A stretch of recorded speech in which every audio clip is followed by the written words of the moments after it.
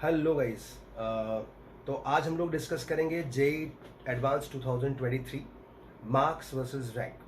सो बहुत सारे बच्चों का क्वेश्चन था कि आपका लास्ट ईयर बहुत सारा मतलब it was almost Bingo marks versus rank, तो इस बार आप क्यों नहीं दे रहे हो। तो मैं थोड़ा सा 2-3 दिन छुट्टी पे था, आज आया हूँ। So coming back to the topic 2023 marks versus rank, according to my observation ये पेपर लास्ट ईयर के पेपर से थोड़ा इजी था। मतलब 21 एंड 22 के पेपर काफ़ी अच्छे थे, ये पेपर रिलेटिवली उससे इजी था। इस साल के पेपर में maths was easier than other two subjects, लेकिन if you compare with the 2022 का पेपर, तो 2022 के पेपर में ना दो ही टाइप के आंसर्स थे, या तो बच्चा सॉल्व कर रहा था या छोड़ रहा था। इसीलिए अगर आप मार्क्स वर्सेस रैंक देखोगे तो 2022 वाज कंप्लीटली अ सरप्राइज। सो 2023 में बच्चा बाइनरी में काम नहीं करेगा कि या तो छोड़ेगा या करेगा। They have attempted it actually, और इसमें लीकेज ऑफ मार्क्स बहुत ज़्यादा थे। तो मैंने बहुत सारे बच्चों से डिस्कस किया। मेरे यहाँ के बच्चों ने काफ़ी अच्छा किया है, तो मैंने जो बाहर के भी बच्चे थे उनसे डिस्कस किया और पेपर को थोड़ा सा देखा, तो उससे मुझे थोड़ा आइडिया लगा कि अगर मेरे ऑनेस्ट ओपिनियन में देखो तो मुझे लगता है कि जो मार्क्स लीक हो रहे हैं, लाइक तुमने अटेम्प्ट किया, you are sure about it, but eventually your answer is wrong. इस टाइप की घटनाएं इस बार ज़्यादा हुई है और तीनों में हुई है। तो अगर मुझसे कोई ब्लंट आंसर पूछे तो मैं बोलूँगा भैया 2022 का मार्क्स वर्सेस रैंक लो, उसमें 5 नंबर और ऐड कर लो। That is perfect way to check 2023 का मार्क्स वर्सेस रैंक। बट मैंने थोड़ा सा और कंजर्वेटिव लिया है, ताकि कुछ, चूँकि मेरा सैम्पल स्पेस 20-22 बच्चों का होता है, मेरे यहाँ जो बच्चे पढ़ते हैं, मैं ये जो कंक्लूजन है ये सिर्फ उन्हीं पर बेस्ड नहीं है। मैं बहुत सारे और भी बच्चों से बात किया है, और बहुत सारे और भी कोचिंग ओनर्स के जो प्रोफेसर्स हैं वो they are good friend of me. So आपस में डिस्कशन करने के बाद मैंने एक हर साल की तरह इस बार भी एक एग्जिट पोल बनाया है। तो मैं आपको बताता हूँ कि बट एक चीज़ कॉमन है जूनियर बच्चों के लिए जो भी नेक्स्ट ईयर और 2024 के लिए तैयारी कर रहे हैं या ड्रॉपर हों। सो सब्जेक्ट नॉलेज बहुत अच्छी होनी चाहिए। मैंने इस बार भी अपने बच्चों को बोला था कि एसओटी पढ़ के जाना, वो बोले सर एसओटी सिलेबस में नहीं है, फिर भी ज़बरदस्ती पढ़ाया था। एक क्वेश्चन एसओटी का भी आया था, पैराग्राफ। तो कुछ कुछ पार्ट लोग सिलेबस से बाहर बोल देते हैं और नहीं पढ़ाते हैं। Year by year if you see 2018 से लेके अब तक, तो बहुत सारी चीज़ें ऐसी थी जो सिलेबस में लोग बोलते हैं नहीं है, बट वो एग्जाम्स में आए हैं। तो be careful, identify the syllabus very properly and very nicely, and work on that wisely. तो आज मैं बिना आपका एक भी सेकेंड खराब किए मैं आपको बताता हूँ marks versus rank. So according to me, मेरा प्रेडिक्शन है कि जो फर्स्ट रैंक होगा, देखो भाई, फर्स्ट रैंक तुम पेपर टफ बना दो, आसमान से ले आओ, मार्स से ले आओ, कहीं से भी ले आओ, फर्स्ट रैंक वाला इतना ब्लेस्ड है, उसे कुछ फर्क नहीं पड़ता है। तो first rank, last year first rank was 324 I guess, मुझे थोड़ा सा इतना याद आ रहा, 320 के आसपास था। इस बार फर्स्ट रैंक होगा 330 और 335 के बीच में, अकॉर्डिंग टू मी। मैं जानता नहीं हूँ उस बच्चे को, but I am just saying that. 100 rank 257 263। मैं आपको थोड़ा सा और एनालिसिस बताता हूँ, मैंने एक लिखा हुआ है। लास्ट ईयर 100 रैंक जो था वो 65% पे आया था। इस बार 100 रैंक आ रहा है आपका टेंटेटिवली 72% के आसपास में। दिस मार्क्स इज 72% के आसपास। तो कुछ 5 से 7% मैंने ज़्यादा मार्क्स कंसीडर किया इस बार लास्ट ईयर से।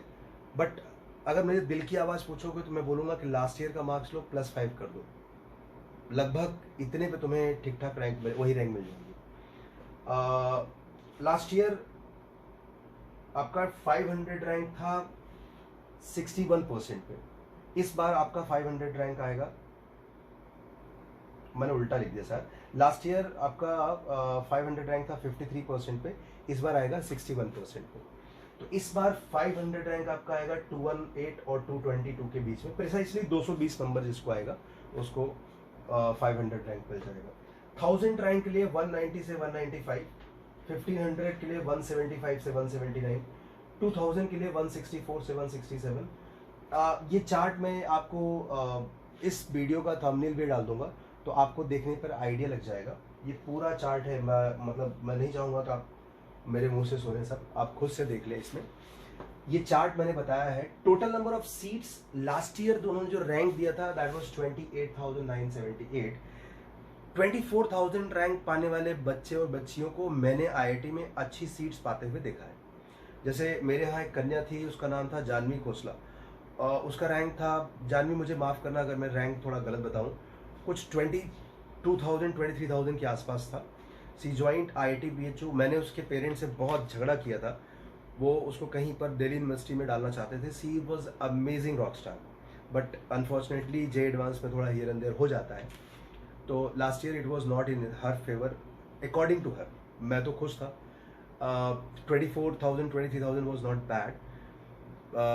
लगभग फोर्सफुली मैंने उसको बोला कि IIT BHU ज्वाइन करो। She join with some mining और रैंक ब्रांच, एंड वहाँ पर आइडिया है, बाकी IITs का छोड़ करके IIT BHU में आइडिया है कि फर्स्ट सेमेस्टर के ही मार्क्स पे आपको ब्रांच चेंज हो जाता है। तो she switched from mining to electrical और CS, दोनों में मुझे थोड़ा कन्फ्यूजन है। क्योंकि एक और कन्या है Krishna Priya, she was also 17,000 odd rank and same IIT BHU join किया। उसने भी फर्स्ट ईयर में अपना ब्रांच चेंज कर लिया। तो बहुत सारे बच्चे हैं जिनका मतलब अभी अगर जानवी का ही मैं एग्जांपल दूं तो जानवी अगर वो इलेक्ट्रिकल में भी लेता हो तो it is as good as see is in top 1500 to 2000। तो इसलिए आपका ये एग्जाम्स का रिजल्ट भले आएगा, ये यहाँ पर ख़त्म नहीं होता, यहाँ से आपकी जर्नी स्टार्ट होती है। तो ये कुछ कहानियाँ हैं। तो मैं ये कहना चाहता था कि लास्ट ईयर उन्होंने 28,978 रैंक दिया था। 24,000 रैंक पाने वाले बच्चे को मैं जानता हूँ जिसको सीट्स मिली थी। एक और बच्ची थी मिताली अग्रवाल जो IIT जोधपुर में शायद इलेक्ट्रिकल मिला उसको, तो वो भी 24,000 के आसपास रैंक में ही थी। तो आप ये मत समझना कि 16,000 18,000 के बाद की सीट सब बेकार है ना, बेकार नहीं है। आपको उसमें मिलता है और आप आगे जा कर के उसमें कुछ धमाल भी कर सकते हो।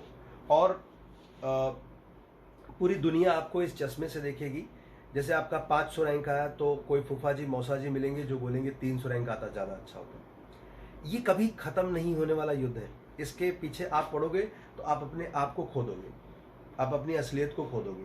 1700-1800 पाने वाला बच्चा पहले के ज़माने में IIT खड़गपुर जाता है और IIT खड़गपुर में मेटलर्जी लेता है। ऑब्वियसली उसकी अच्छी रैंक उस इन फूफा और मौसा के हिसाब से तो नहीं रही होगी। IIT खड़गपुर से मेटा पड़ता है जो कि सबसे मतलब पीछे वाला ब्रांच माना जाता है। आज वो किसी बड़ी कंपनी का, किसी मतलब गूगल कंपनी का CEO है। मैं आई एम टॉकिंग अबाउट सुंदर पिचाई मैन। तो इसलिए आप किसी के चश्मे से अपने आप को बिल्कुल मत देखो। कोई फूफा मौसा अगर वो प्रोग्राम बकवास करता है, कोई दोस्त या मे बी टीचर समटाइम, तो जस्ट गिव देम स्माइल और अपनी जर्नी को आगे बढ़ाओ। ये आपको एक ट्रेन में या प्लेन में बैठने का एक टिकट है, क्वालिफाइंग टिकट है। उसके बाद आप कितनी लंबी उड़ान लगाओ, कितनी लंबी छलांग मारोगे, ये आपका अगला 4 साल बताएगा। तो हाँ, एक और चीज़ कि कुछ बच्चे पूछ रहे थे कि भाई साहब EWS और OBC का क्या होगा। तो जो जनरल कैटेगरी का रैंक वर्सेस मार्क्स है ना, उस मार्क्स में 85% मार्क्स ले लो जनरल का, तो आपको OBC और EWS आ जाए। OBC और EWS दे आर सेम। जो भी मैंने लिखा है ना, इसका 85% मार्क्स ले लो, OBC और EWS सेम स्लॉट में आप आ जाएगा। SC ST के लिए 50% कर लो। गर्ल्स का मार्क्स वर्सेस रैंक के लिए मैं आपको मतलब गर्ल्स का पैरेलल सीट्स होता है। तो जैसे मतलब किस मार्क्स पे गर्ल्स को भले ही 5,000 रैंक आए, बट IIT बॉम्बे में उसके पॉसिबिलिटीज़ बढ़ जाएगी। इसके लिए मैं कोई अलग छोटा सा वीडियो बनाऊंगा अगर तुम लोग कमेंट में बोलोगे। और बाकी मैं जूनियर के लिए एक ही मैसेज करूंगा जो 2024 के लिए एम कर रहे हैं या 2025 के लिए एम कर रहे हैं। 2024 में जो ड्रॉपर बंधु हैं, मैं उनको बोलूँगा कि आपके पास 7-8 महीने बचे हैं। अगर आप लास्ट ईयर मतलब कुछ भी परसेंटाइल लाए हो मोर देन 50, तो इसका मतलब आपको 50 और लाना है ना। आप स्क्रैच पे नहीं हो, तो आप ऐसी जगह पढ़ाई ना करो जहाँ पर सब कुछ नए सिरे से ही स्टार्ट हो रहा है, क्योंकि वो 2 साल का सिलेबस 7 महीने में ख़त्म नहीं हो पाएगा और आप भी अधूरे छूटोगे, मास्टर भी अधूरा छूटेगा। तो आपको ये आइडेंटिफाई करना होगा कि आपने कितना सीखा था और आपको और कितना सीखना है, राइट। तो आपको एक ऐसे कोर्सेज को या ऐसे जगह ज्वाइन करना चाहिए या खुद से करना चाहिए जहाँ पर पहले आपसे आइडेंटिफाई करा जाए कि आपको कितना पता है और आपको कितने की ज़रूरत है। ये ड्रॉपर वालों के लिए बहुत ज़रूरी है। अदरवाइज़ क्या होता है, मैंने देखा कि बहुत सारी क्लासेस से ड्रॉपर में रिजल्ट नहीं आते। तो ड्रॉपर वालों ने मैं कल ही एक लड़की से बात कर रहा था, तो वो ऐसे बोली थी कि ड्रॉपर के तो रिजल्ट ही नहीं आते। मेरे यहाँ ऐसा नहीं है। मतलब मैं कह रहा हूँ जहाँ छोटी क्लासेस होंगी ना, वहाँ पर ऐसा नहीं है। ड्रॉपर में बहुत अच्छा रिजल्ट आता है, बट प्रोवाइडेड दैट कि यू आइडेंटिफाई दिस पार्ट। तो जैसे ड्रॉपर को मैं ऑफिशियली मेरी क्लास हफ्ते में 3 दिन होती है, बट मैं उनको कभी 3 दिन नहीं बुलाया, पूरा 6 दिन बुलाता हूँ। बिकॉज मुझे पता है उनमें थोड़ा ज़्यादा प्यार की ज़रूरत होती है, ज़्यादा पैम्परिंग की ज़रूरत होती है, उनको ज़्यादा देखभाल की ज़रूरत होती है।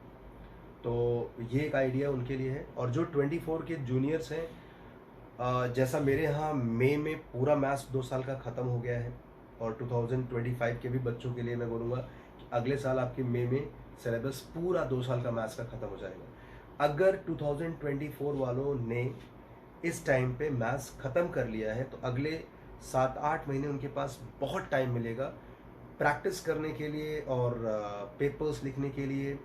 ये जो मार्क्स वर्सेस रैंक है, वो हज़ारों बार देखेंगे, अपने आप को हज़ारों बार आगे और पीछे रिक्वायर्ड लैंडमार्क के कर पाएंगे। तो ये आइडिया 24 के लिए। 25 के लिए मैं बोलूँगा कि आप टारगेट करो कि मैथ्स आपका मई 2024 में पूरा 2 साल का ख़त्म हो जाए। अगर आपने ऐसा कर दिया तो टॉप 100 में आने के चांसेस बहुत बहुत बढ़ जाएंगे।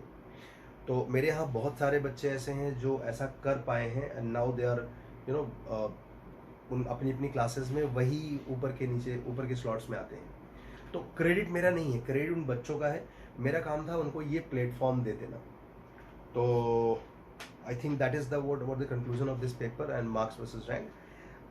पेपर बहुत अच्छे आ रहे हैं। तो अगर आप हाँ, एक चीज़ और मैं बताना चाहता था। मैंने एक ऑब्जर्व किया है कि बहुत सारे क्लासेस या बहुत सारे बुक्स, राइट, जैसे कोई भी जो बहुत पॉपुलर बुक्स हैं जो आईआईटी के लिए हैं, उनमें ना जेई के जो आर्काइव्स हैं वो 15-16 तक ही दिए हैं, राइट। मतलब एक आध दो क्वेश्चन भले 17-18 के डाल दिए, पूरे क्वेश्चंस नहीं डाले हैं। तो क्या होता है ना कि 15-16 तक के क्वेश्चंस जो थे वो अभी टीचर क्लास में पढ़ाते समय ही उस टाइप के कंसेप्ट इंट्रोड्यूस कर देता है, हाईलाइट कर देता है। तो आपसे क्वेश्चन हो जाते हैं, आप सेटिस्फाई हो जाते हो कि मुझे जेई के पेपर सॉल्व करना आ गया है, जेई के क्वेश्चन सॉल्व करना आ गया है, तो मेरा चैप्टर सही हो गया है।